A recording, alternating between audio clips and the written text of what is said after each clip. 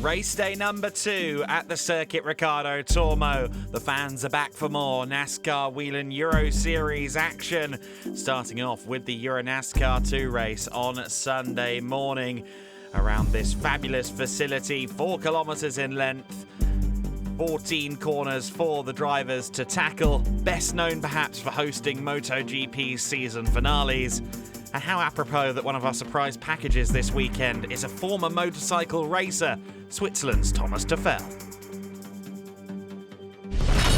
We are almost ready for EuroNASCAR 2 Round 2 here at Circuit Ricardo Tormo in Valencia, Spain. With me, Thomas Tuffel, one of the surprises of the race weekend. To be honest, I haven't expected you to be that fast. Can you tell me the secret?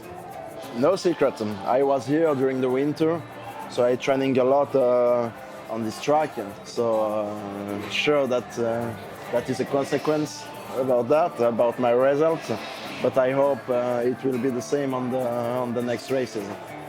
How is the car feeling? How are you feeling going into the 2024 season? At the beginning of the weekend it was difficult because the temperature between the winter training and now is totally different, so I have to improve and to work to have a good feeling. But yeah, I have a good feeling with the car. I also drive a lot with the sim during the winter, so it helped me a lot.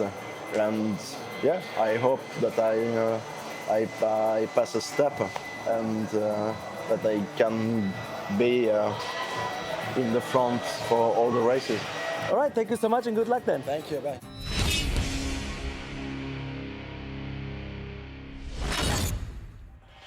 Hard work pays off in the world of motorsport, and we definitely see that from Thomas Tuffel's performance. Here we see then the grid for EuroNASCAR 2 forming up, and it's a very exciting looking field in this race. It's once again Gil Linster and Martin Dubek side by side for this one. After yesterday's dramas, that could be a talking point. They made contact on Saturday. Let's see if they can make it work on Sunday. Same positions as yesterday, and this time Linster gets a slightly better start off the line as we go racing in EuroNASCAR 2. And Linster leads into the first corner. Dubek slots in behind him in second place. Claudio Remeggio Capelli drifting out wide there, and Thomas Tuffel, who we just heard from on a very comfortable looking sofa, fighting for third place with Claudio Remeggio Capelli. Who's going to have third by the time they get to turn 5? Well, Capelli should have the inside line for turns 4 and 5. We're going through turn 4 now, and indeed Claudio Remeggio Capelli gets it done. And also going through there, Patrick Schauber in at the number 3 car. Schauber up into 4th position then. Tuffel falling through the order. Kenko Miura just behind him in 6th position. But everyone seemingly fairly clean at the start of this race then, picking their way through the field. There's Thomas Chrysonis side by side with Thomas Dombrowski. Julian Reberg, who won the junior classification on his first attempt, or I should say the rookie trophy classification on his first attempt less than 24 hours ago on Saturday. And just seeing someone getting tagged there in the back of shot. Someone got tagged, I think by Melvin de Groot. That was Simone Giussani that ended up spinning. And Melvin de Groot there going straight on into the gravel in the back of shot. There is the 69 car in strife. Melvin de Groot got into Simone Giussani. Giussani spun around on the front end of the 69 car. And once again, big damage to Melvin de Groot. The 69 Team Blake-Molen entry has been struggling this weekend. To the inside line there in the battle further back, I think that was Dombrowski getting past Chrysonis. Here comes Schauber for 3rd position. He's getting to the inside of Claudio Remeggio Capelli, and he makes a car's width. There wasn't really one offered by Capelli. Tuffel trying to follow through as well, but he can't quite do it. But Schauber moving up then to 3rd place. His one-lap pace hasn't been strong that weekend, but his overall race pace has been very good across the 2 race distances for Schauber as he gets his head around the RDV competition prepared car on his first weekend. Chrysonis and Dombrowski still fighting it out then. Kenko Miura just ahead of them. Miura now having a look at Claudio Remeggio Capelli in this battle for 5th position. Like Dombrovski might have kicked up some dust there. Kenko Miura to the outside of Claudio Remeggio Capelli. Tries to carry the pace, but can't quite do it. Chrysonis with the inside line, not alongside Capelli either. Capelli's doing a very good job of making that Alex Caffey Academy Motorsport car exceedingly wide at the moment. Right on board with Chrysonis. Oh, Miura loses it in front of him. In fact, we were riding on board with Dombrovski. There was no contact there. Miura just lost it. He ends up beached in the gravel trap. Full course yellow is out to retrieve the Japanese racer's machine. Great to have him back with us, but not how they wanted to end this particular race. He'll be back out later on, though, in EuroNASCAR Pro, as will Martin Dubek. He'll be keen to make it 2 wins from 2 and really stamp his authority on the season in the early going here in EuroNASCAR 2. But Gil Lindstedt, who finally got to taste success and taste victory last year, would love to actually be in victory lane this time. He didn't get to go to victory lane at his Zolder win in 2023 because it was decided after the race that there was a penalty and that he therefore inherited the win. So Lindstedt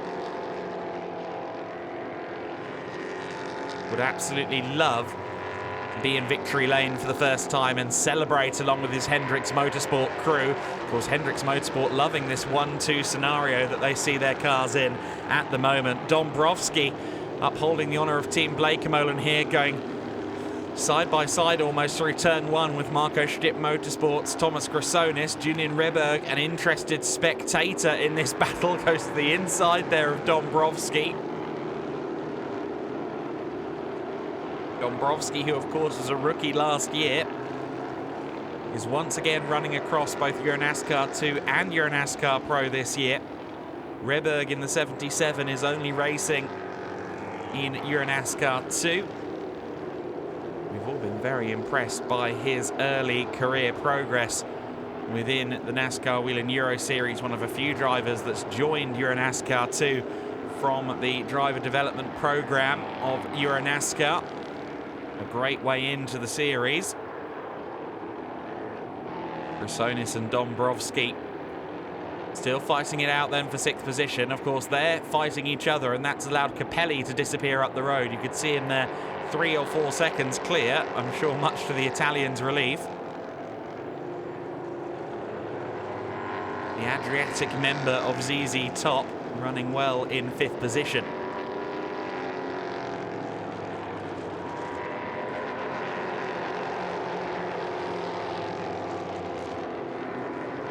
Through the final corner goes this battle then for 6th place. Reberg will be conscious of the number 1 Academy car closing in as well. It is Frederick Perriat, another promising youngster. Dombrovski to the outside then as they run towards turn 1. Is he going to be given the space? Is he going to hold the momentum around the corner? No, Chrysonis just about holds him off. He's still, though, on the outside line as they approach turn 2. Chrysonis needs to try and get that car away from him, really. Reberg and Perriat also looming large in the rear-view mirrors of Thomas Chrysonis, who is definitely having to drive almost exclusively through the mirrors at the moment as he tries to hold on to this 6th position. This is hardy driving from this 46 driver.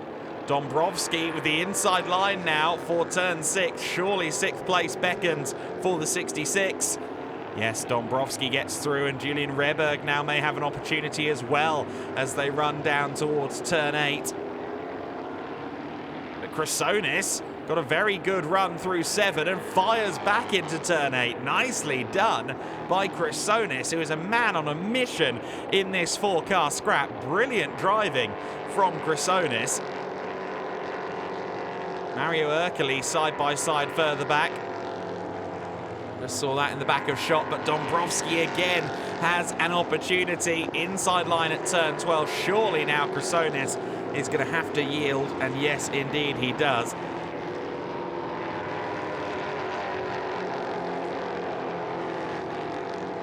Was great defending from Chrysonis, but Dombrowski finally found a hole in the shield.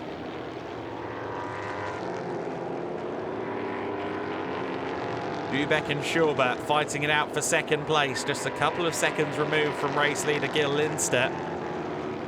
He'll be willing them to battle on, of course.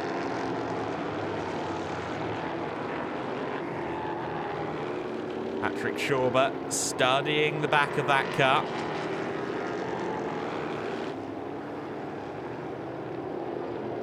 Looking for a weakness in the game of Martin Dubek. Patrick Schauber is wise beyond his years as a driver. Won't barrel into something he's not at least somewhat confident of making stick. But oh goodness me, Dubek there slow out of the corner. I think maybe just trying to stifle the run of Patrick Schauber a little bit there. Very close battle then between the two Mustang-bodied cars. It's the Camry of Gil Linster that leads the way. Of course, no matter what bodywork these cars are wearing, they are all identically spec'd machines. And there you see the checkered flag banner awaiting Gil Linster. He's going to cross the line to win it, and despite the best efforts of Patrick Schauber, he has to settle for third place. Martin Dubek makes it a Hendricks Motorsport 1-2. Delight then for the Hendricks Motorsport team, and for this man, Gil Linster, finally in victory lane. Finally, I'm in victory lane. That feels so good. We fought it so long. The preparation was so hard, and yeah, actually, it was my first race this year. Yesterday, I didn't got that many laps, but I'm so happy, and thanks to the team. That was just an amazing car. We are so consistently on the lap times. It was just so easy to drive, an amazing car. Patrick Schauber finishes third. Great scrap between he and Martin Dubek. But it's a common thing right now that you're fighting with Dubek at Circuit Ricardo Tormo in Valencia every year. It was another amazing battle, right? Did you have fun in the car at least? Of course, yeah, and really hot. Like, I think I am 3 kilos lighter now, but yeah, it was fun. Unfortunately, I couldn't battle with him like last year the whole race, but yeah, I tried to catch him up, but yeah, then the slow car helped me a little bit at least, but yeah, we'll fight the next one then. Well, there you go, Martin Dubek, our points leader. But Gil Linster victorious in the second race, bringing himself up into 8th in the standings despite yesterday's issues. A great result for Hendricks Motorsport. Promotion also celebrating Julian Reberg's double success in the rookie classification, and Claudio Remeggio Capelli tops the Legend Trophy. Ariana Casoli wins out for Speedhouse in Lady Trophy. Well, the EuroNASCAR Pro main event of Sunday is just a couple of hours away. The fans have a lot to do in the paddock before the racing begins, but the racing's always the main event. We are ready for the second race of EuroNASCAR Pro here at Circuit Ricardo Tormo in Valencia, Spain. And with me, Tobias Daunauer, the driver of the 99 Pre-Motion Chevrolet Camaro. That was a heartbreaking race yesterday for you. 2 laps to go, you were leading, and then something happened to the car. Can you just explain me what happened there? Yeah, that's unfortunate. I mean, the diff is broken 2 laps before the end, but yeah, that's racing. Focus now on today's race and starting again in second position. So everything is possible, and hopefully we will have a good race today. But is it like a comeback story you want to write now here at Circuit Ricardo Tormo? How do you get the motivation out of that? Yeah, I'm fully motivated, 100%. I mean, yesterday I see the pace is there and we are really fast, so I try to do the same again today, and hopefully we will stay on the podium at the end. All right, then good luck and have fun. Thank you.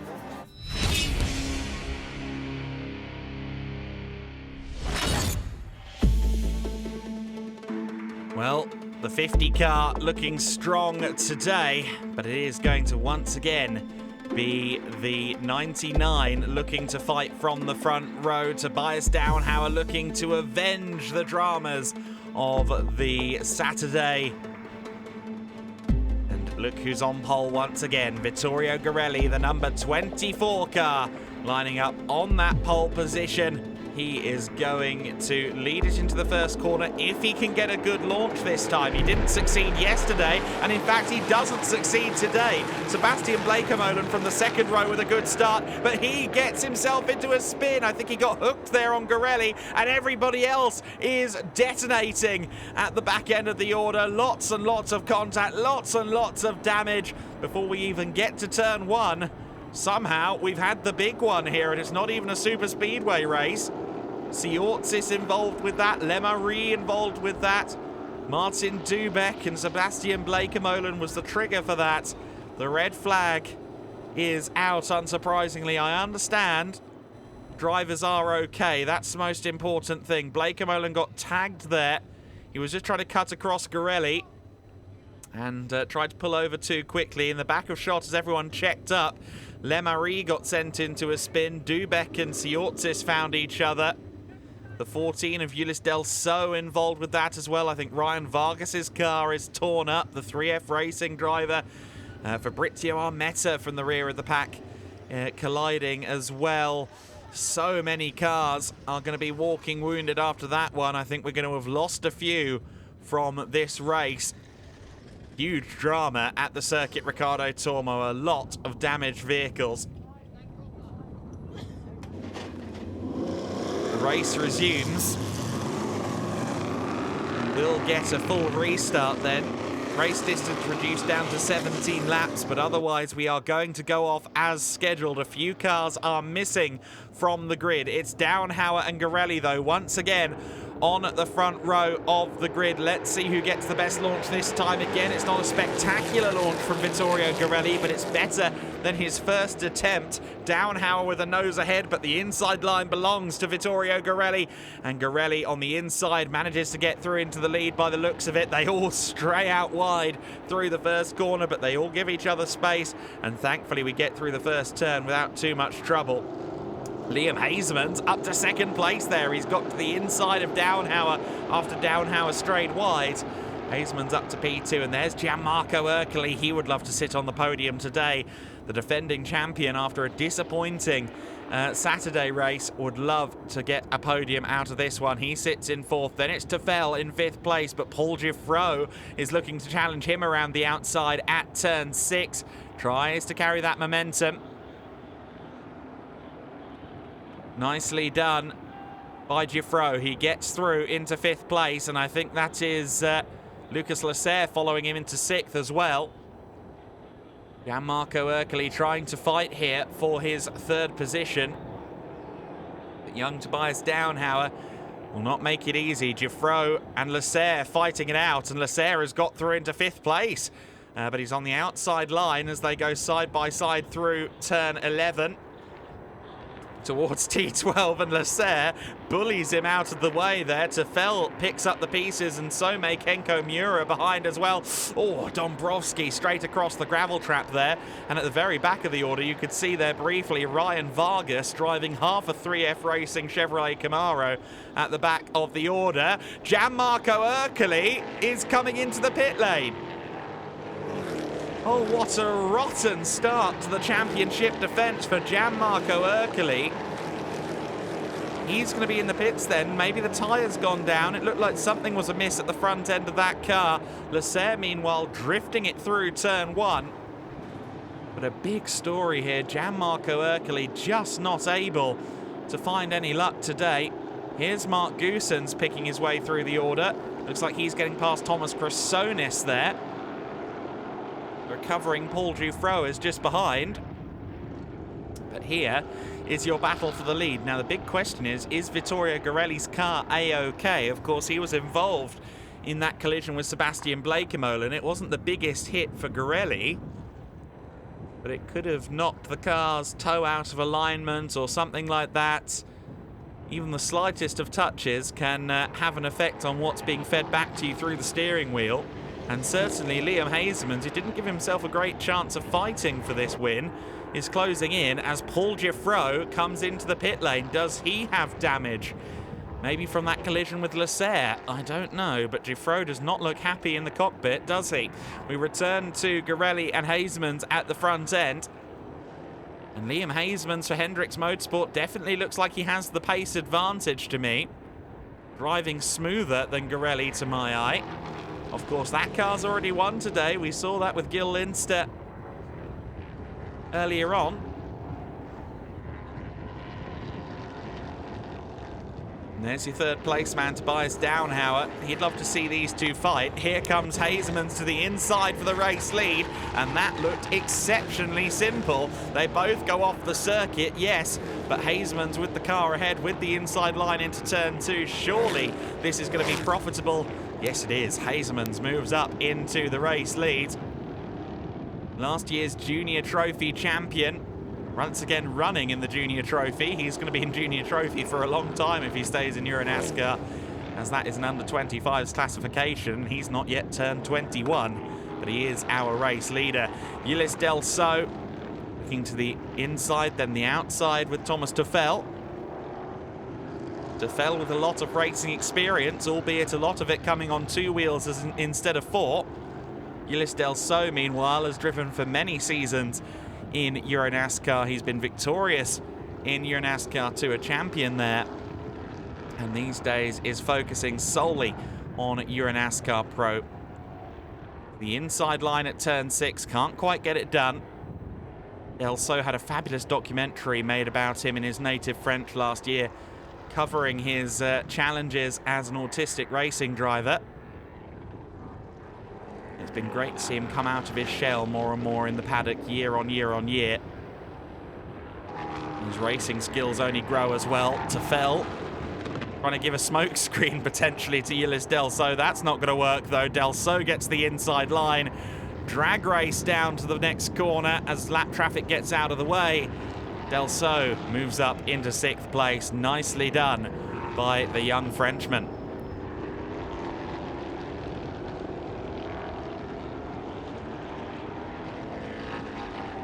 Delso going defensive into the final corner then. You see Tuffel there with his Simotok backing. Of course, he said how important the sim was for him in the winter. Everyone has been racing on the sim in the winter to prepare for EuroNASCAR's 2024 season, and Liam Hasemans has been in a class of his own in this race. What a drive this is from Liam Hasemans. He takes the checkered flag and wins it comfortably over Vittorio Garelli. Tobias Downhauer avenges yesterday's dramas with 3rd place, but Hasemans celebrates a win for the first time this year. Okay, you are back in victory lane here at Valencia like last year. How's it going? Yeah, awesome job by the team. I mean, you know, already the car was awesome. We saw it with Gil's race. I mean, he finished P1, so with I don't know how much of a gap. And yeah, actually we made some adjustments, and yeah, it turned out to work pretty well. Yeah, unfortunate for the start, but yeah, I mean, I think it was just yeah, driver's mistake or how you call. But yeah, very happy to be in victory lane. Very cool. What's up next? Well, up next Vallelunga, and I hope we can show that we are just as fast, huh? Hopefully. Thankfully, everyone was okay after the spectacular crash at the start of the race, and Ryan Vargas was on the scene. Tell me, what happened out there? So I thought I was at Talladega for a minute. I mean, the whole field was flying apart. It looked like the big one, really, and it really was. I had nowhere to go. I was in the middle of it. I had a really good start, and I was kind of like in the pack. And once they started flying apart, I was just a ricochet off of everybody, right? So I'm glad everybody's okay from what I heard. But I mean, at the end of the race, we looked like a modified. I guess it's fitting that the series is sponsored by Whelen, because the Whelen Modified Tour out in the States. I look like a Whelen Modified today, but our critical path security Chevy was fast. It's not anymore. It was horrible. But we got P12 and I think P3 in the juniors, so I'm happy. Happy indeed, as will be Vittorio Garelli. He's your championship leader from Mark Goossens and Luca Lasser, both picking up points where others struggled on the Saturday and Sunday here at Valencia. Junior Trophy classification going to Hasemans. Challenger Trophy going to Thomas Tuffel on his strongest weekend overall in the NASCAR Wheel in Euro Series. The Spanish faithful have seen 2 fabulous races from both of our categories this weekend. We now move on to Vallelunga Round 2 of the season promises to be delightful when we head to Italy.